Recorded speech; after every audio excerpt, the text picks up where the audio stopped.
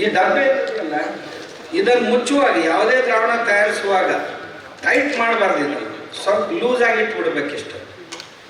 ಇದರಲ್ಲಿ ಈ growth promoter ಅಂತ ಅಂತೀವಿ ನಾವು, ಬೆಳೆವರ್ಧಕ ಅಂತ ಏನು ಕರಿತೀವಲ್ಲ, ಅದು ಬಹಳ ಸುಲಭವಾಗಿದೆ.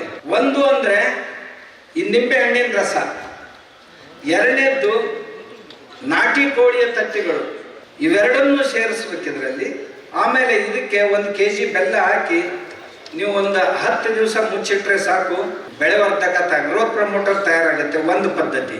ಇನ್ನೊಂದು ಪದ್ಧತಿ ಇದಕ್ಕಿಂತಲೂ ಸುಲಭವಾಗಿದೆ.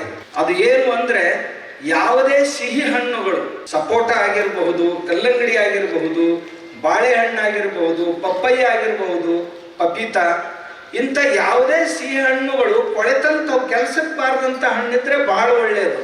ಅಂದ್ರೆ ಕೊಳೆಯುವ ಸ್ಥಿತಿಯಲ್ಲಿ ಇರ್ತಾವಲ್ಲ ಅಂತ ಹಣ್ಣುಗಳು ಸಿಕ್ಕರೆ 1 kg ಹಣ್ಣು ಹಾಕಿ 1 kg ಬೆಲ್ಲ ಎರಡನ್ನೂ ಸೇರಿಸಿ ಮುಚ್ಚಿಡೋದು. ಸ್ವಲ್ಪ ಲೂಸ್ ಓಪನ್ ಇಟ್ಟು ಮುಚ್ಚಿಟ್ಟಿವಿ ಅಂತಂದ್ರೆ 10 ದಿವಸದಲ್ಲಿ ಗ್ರೋತ್ ಪ್ರಮೋಟರ್ ತಯಾರಾಗುತ್ತೆ. ಇವೆರಡು ಪದ್ಧತಿಗಳು ಗ್ರೋತ್ ಪ್ರಮೋಟರ್ ತಯಾರು ಮಾಡಲಿಕ್ಕೆ.